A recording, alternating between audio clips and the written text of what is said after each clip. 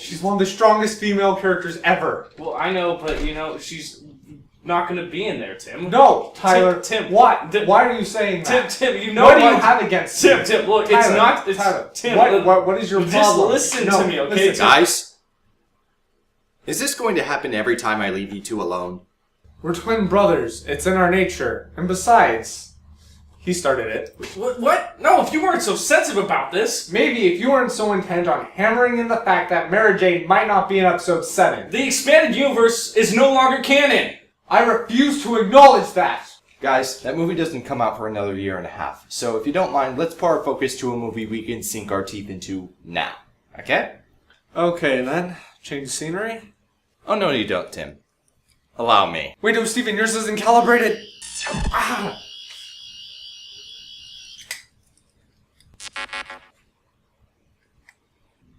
Well, the place we're going to is in town, right? We can just drive there. Steven, can't you go any faster? Tim, the speed limit is 25. Relax. You know, I had the power to go anywhere I wanted in a snap. Thanks to you, we're going at a snail's pace. It's gonna take me the whole review to fix this. Tim, what do I have to do to get you to let this go? Well, that was almost too easy. Oh, I need my driving glasses. Thank you, Tyler. What?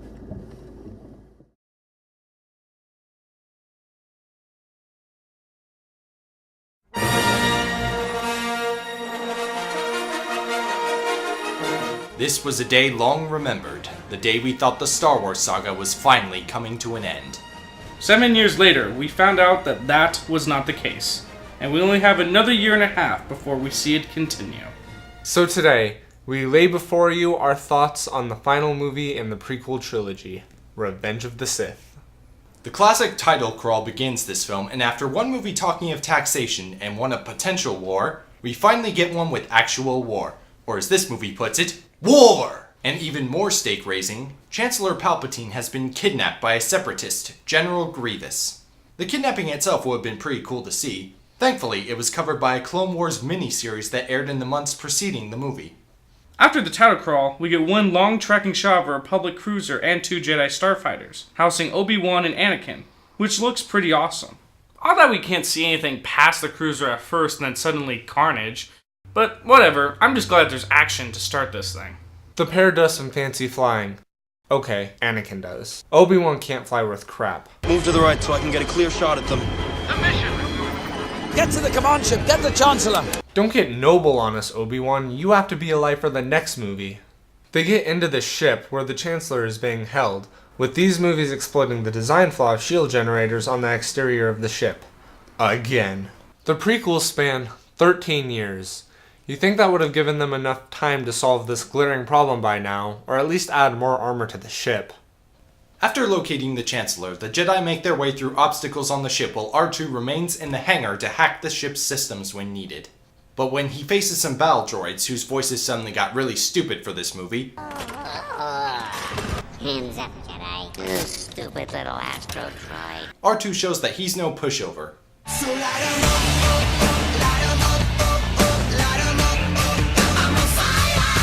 They get to the Chancellor, who's being treated less like a prisoner and more like an emperor, before once again being faced with Count Dooku. You're no match for him. He's a Sith Lord. Chancellor Palpatine, Sith Lords are our speciality. The last movie begs to differ. Thanks to previously established relations, we get to jump right into the fighting.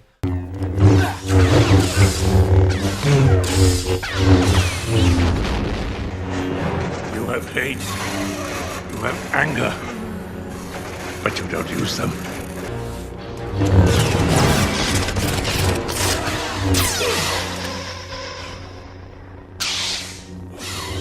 Good, Anakin, good. Kill him.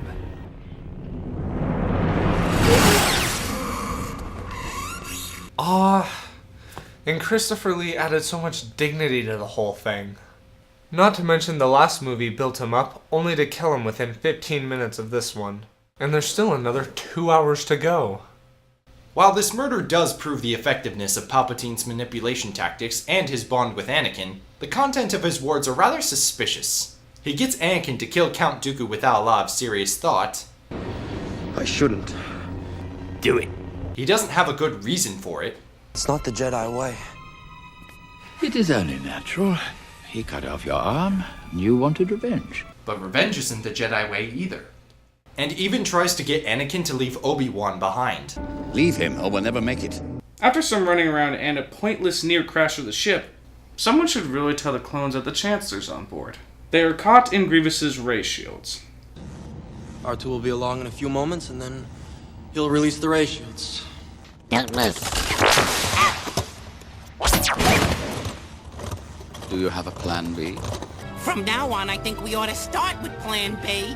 They're taken to Grievous, and a brief sass war ensues. I was expecting someone with your reputation to be a little older. General Grievous, you're shorter than I expected. Right before they take control of the situation. Hey, if you want to shoot them, now would be a good time. Though Grievous's Jedi hunting reputation is hinted at, he has a cowardly disposition in this movie, letting his lackeys do the fighting for him until he's the last one standing. Then, he takes up a weapon against the Jedi, and he's flown the coop again. Watch Clone Wars, please. He's way better in that. What follows is Anakin's best shot at landing what's left of the ship safely on Coruscant.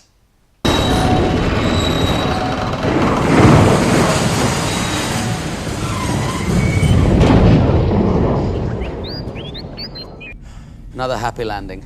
The pair parts ways once they reach the surface. You rescued me from the buzz droids, and you killed Count Dooku, and you rescued the Chancellor, carrying me unconscious on your back. All because of your training. Today you are the hero, and you deserve your glorious day with the politicians. Do you like how this movie is showing more of their friendship, unlike the last movie? Well, good. Just don't get used to it. And though it'll be at least a half an hour just of talking after a great dose of action, there won't be a lot of dumb, pointless things that, Are you still here? After spending barely a minute with the politicians, Anakin reunites with his wife, Padme.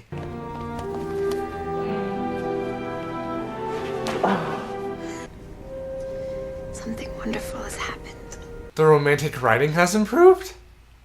Annie, I'm pregnant.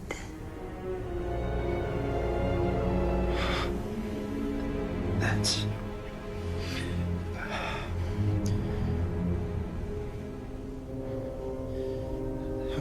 That's wonderful. What are we gonna do? We're not gonna worry about anything right now. All right? This is a happy moment. The happiest moment of my life.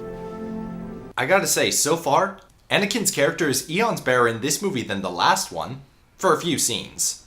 Then romantic banter comes in. You're so beautiful. It's only because I'm so in love. No. No, it's because I'm so in love with you. Sorry, Tim, but that is a very ambitious thing to hope for. But they promised wonderful. That night, Anakin has a vision-like nightmare about Padme.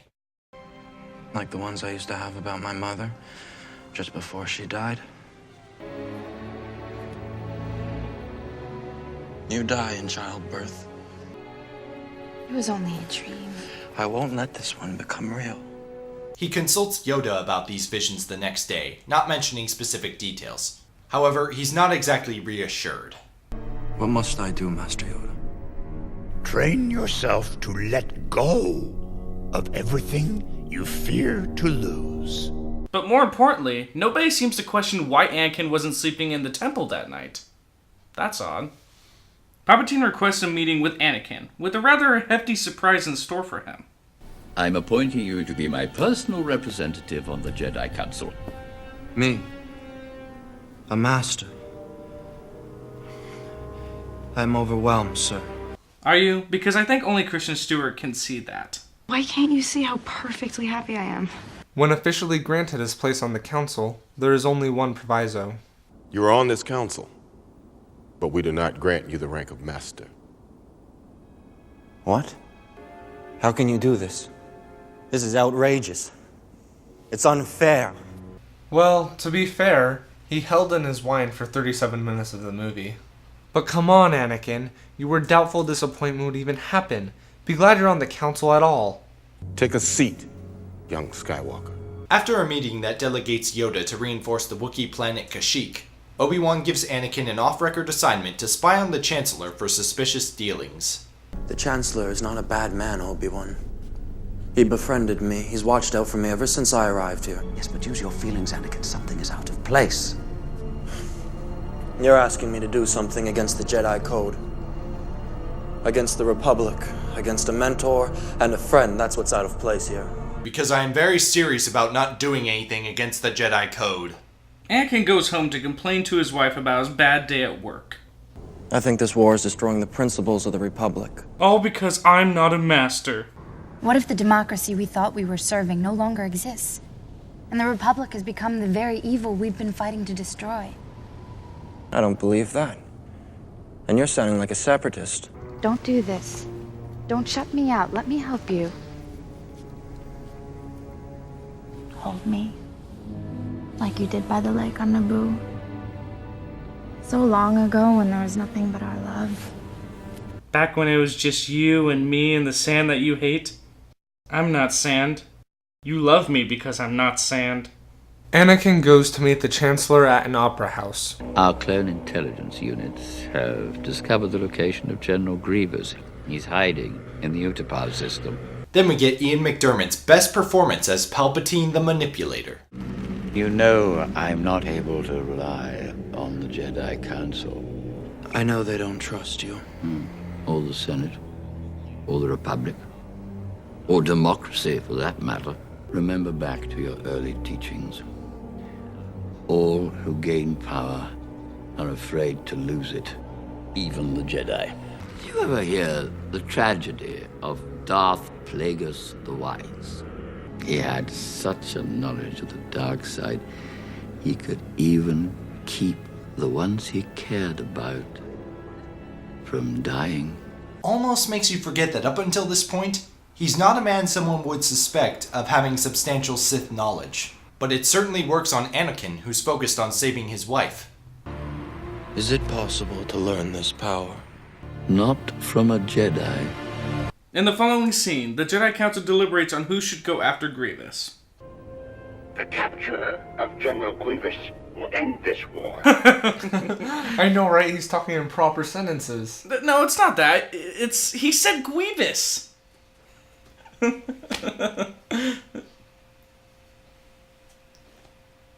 Oh, come on. Everyone's made fun of his backwards talking and his weird voice. Let me have this. Obi-Wan is selected to go after Grievous, and nice moments are had between him and Anakin before he departs. I've disappointed you. I haven't been very appreciative of your training. I've been arrogant, and I apologize. You are strong and wise, Anakin, and I am very proud of you. But be patient, Anakin. It will not be long before the Council makes you a Jedi Master. May the Force be with you. Goodbye, old friend. May the Force be with you. Like seeing that friendship again? Whoa, too bad. That's the last way you're going to see this whole movie. You should also not expect to see any more scenes where Anakin owns up to his flaws like he does here. Something's happening. I'm not the Jedi I should be. I want more. And I know I shouldn't. On Utapau, General Grievous sends the other Separatist leaders to the volcanic planet of Mustafar to hide. About this time, Obi-Wan has arrived, sneaking in on a giant lizard and jumping down into the midst of dozens upon dozens of combat-ready battle droids surrounding him on all sides, with the blasters pointed right. Do they have to be explicitly told to shoot? One would think not. But general audience desires dictate that a lightsaber fight must happen.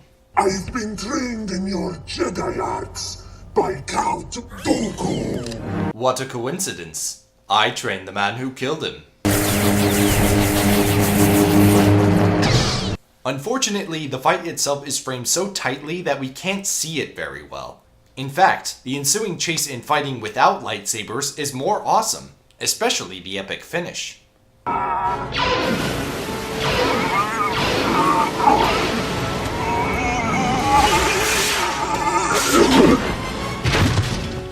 So uncivilized.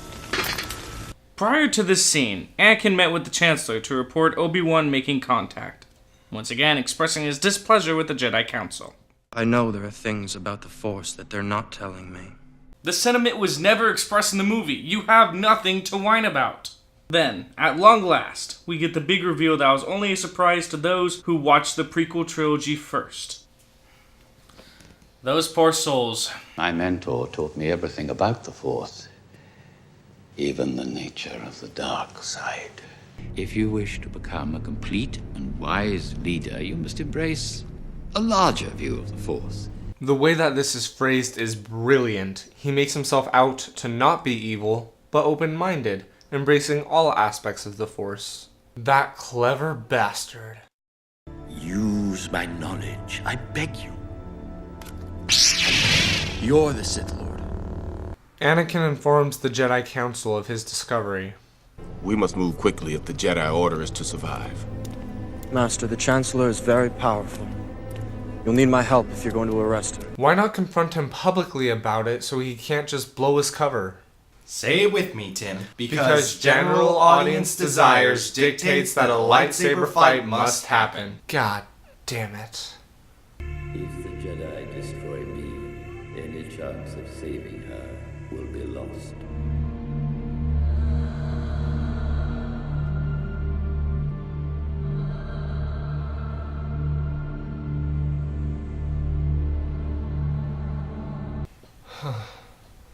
That was beautiful. You're under arrest, Chancellor.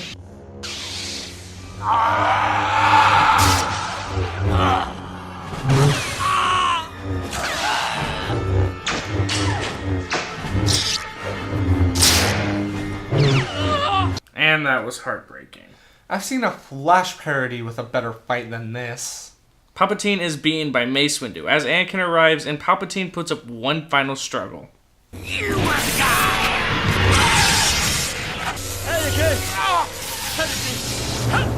I am going to end this once and for all. You can't. It's not the Jedi way. Do I need to tell you how dedicated I am to the Jedi Code too? Please, don't! No!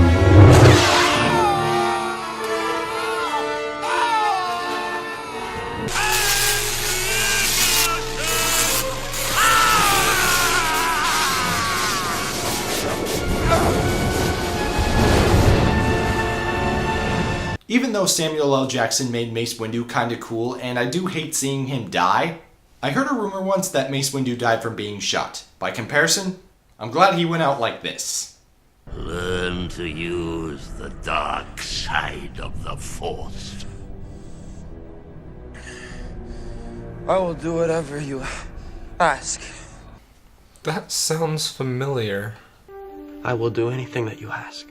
But on another note, is anyone else questioning Palpatine's voice getting all weird? The Force is strong with you.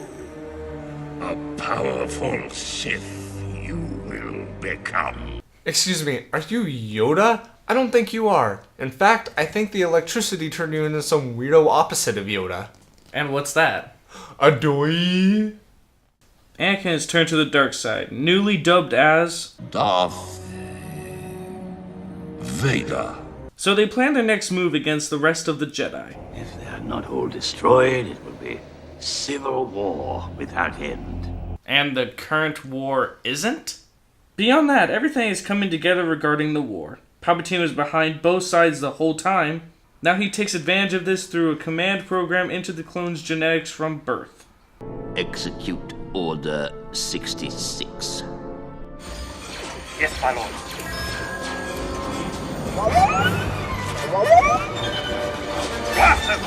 This is one part where the John Williams score shines even more brightly than usual. Because despite this scene killing off characters general audiences wouldn't know that much about, the score creates the sense of great tragedy where there otherwise wouldn't be any.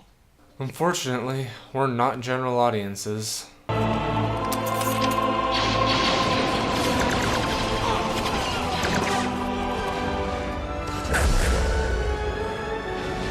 Plo Koon!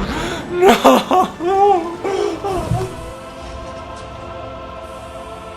Ayla Sakura, you had 2 lightsabers in Star Wars Battlefront. They couldn't save you!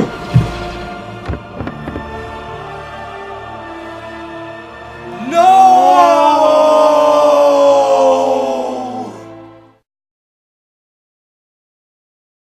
Anakin informs Padme of what has transpired. The Jedi have tried to overthrow the Republic. I saw Master Windu attempt to assassinate the Chancellor myself. Why would he do that? Because he's a Sith Lord. But aren't the Sith Lords evil? You're sounding like a separatist again. Obi-Wan and Yoda escape and meet up with Senator Bail Organa, who witnessed the chaos firsthand and went to intercept as many Jedi as possible. Received a coded retreat message we have. It requests all Jedi to return to the temple. It says the war is over. Well, then we must go back. But Obi-Wan... It's a trap! If there are any stragglers, they will fall into the trap and be killed. Suggest dismantling the coded signal, do you? Ah, okay. The Chancellor declares the betrayal of the Jedi before the Senate, as well as a dramatic government reform. The Republic will be reorganized into the first galactic empire!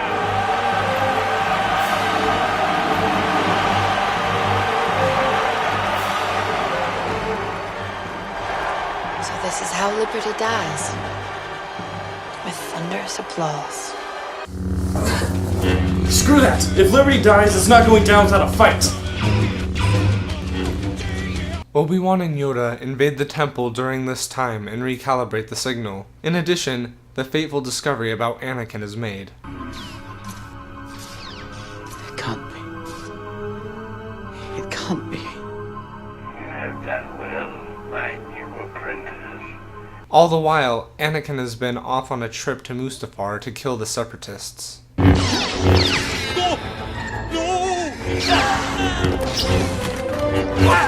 I'd question his morality about murderous rampages, but... And that was before he was evil. Obi-Wan tells Padme of what he's discovered, but she doesn't reveal where Anakin is. Having deduced their relationship's existence... Anakin is the father, isn't he? Obi-Wan stows away on Padme's ship when she goes to confront Anakin herself. You're a good person, don't do this. I won't lose you the way I lost my mother. I am becoming more powerful than any Jedi has ever dreamed of. And I'm doing it for you. To protect you. The Jedi turned against me. Don't you turn against me. Anakin, you're breaking my heart. You can't just have your characters announce how they feel. That makes me feel angry. Upon the revelation of Obi-Wan's presence, the situation deteriorates. You brought him here to kill me. No. Let her go, Anakin. You turned her against me. You have done that yourself. And then, the moment we've been waiting 2 trilogies for.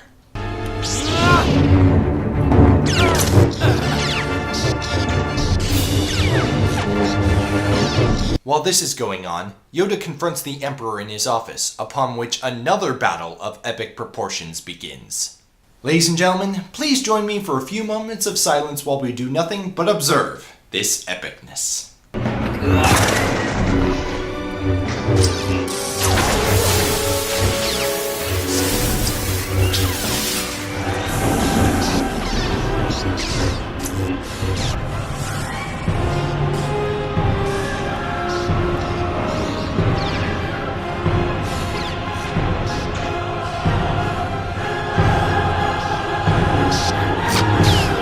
And now join me for a few moments of mocking them. Kick his butt! Yeah, kick his butt, yeah! And, well, you know the rest. Obi-Wan gets the high ground, and Anakin gets his limbs hacked off before bursting into flames. You were my brother, Anakin. I loved you.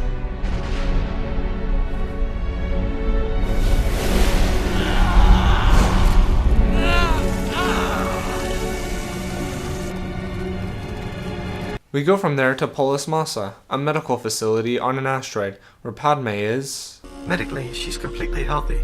Oh, well that's good. For reasons we can't explain, we are losing her. But you said she was healthy. She has lost the will to live. Death by a broken heart is plausible. I mean, there is science behind it. Padme is carrying twins who are delivered by some very creepy medical droids.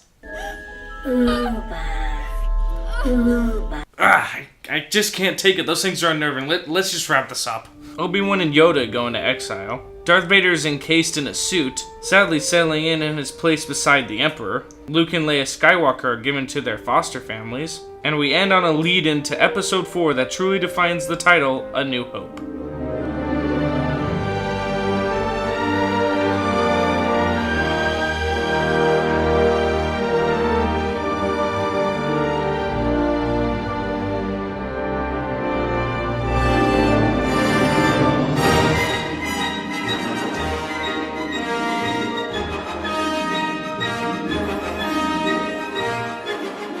So that was Star Wars Episode 3, Revenge of the Sith. In my opinion, the best of the Star Wars prequels.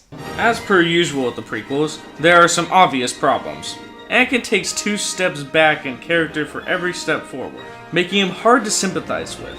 Most of the romantic scenes still suck, and General Grievous wasn't anywhere near as badass as he was in the Clone Wars. There is also the issue of Count Dooku, a character that needed to survive longer if he was going to make much impact, and the slight breaks in tension when cutting between any 2 events in the movie, namely the saber fights near the end. But there's a lot to like about it too. Palpatine had a really manipulative, subtle performance before revealing himself as Sidious. After that, he was over the top and really fun to watch. There's still a lot of talking in this movie, but it's usually short and relevant to the plot. The quick-paced saber fights make up for the somewhat dancey choreography. The brotherly bond between Obi-Wan and Anakin is improved upon just well enough so that you feel the impact of their eventual confrontation. And the John Williams music that accompanies the movie never ceases to give me chills. And less Jar Jar. So much less that I almost forgot he was there. Almost. But there is one thing that Episode 3 excels at aside from being the best prequel, and that is the number of plot holes we found. Why was being a master so important to Anakin? In the Revenge of the Sith novel, there's a plot point about restricted holocron cubes containing Jedi knowledge that only Jedi Masters can access. Anakin believed he could use the knowledge in these to save Padme, but since this wasn't in the movie, he just comes across as vain. How did Obi-Wan fly off-world in Grievous's ship without getting detected by the clones? It's implied that the clones assumed he was dead and returned to their ship some time before Obi-Wan left the planet. How are the Jedi not seen in this transmission? It's possible that Organa was only transmitting audio. How would it be easier if Congress was in session for them to attack the temple? The Chancellor couldn't go in and fight them personally. Why not show Padme the security holograms to prove Anakin's betrayal? Because the sheer shock of it might cause a miscarriage.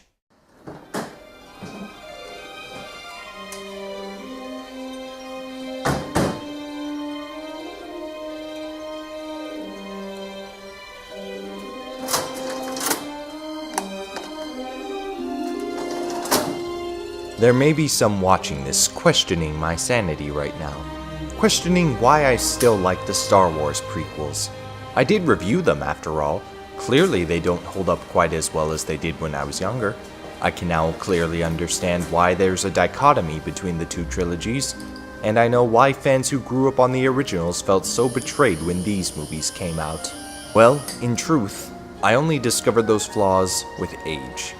That's one thing that sets me, my friends, and probably a good portion of my generation, apart from the bitter masses who grew up on episodes 4 through 6. I grew up on both trilogies. During my childhood, the prequel trilogy felt just as legendary to me as the original. I'll admit that as an adult, I enjoy mocking them almost as much as I like watching them seriously. But I'll never be able to hate them. To me, it's all Star Wars, and it's all great.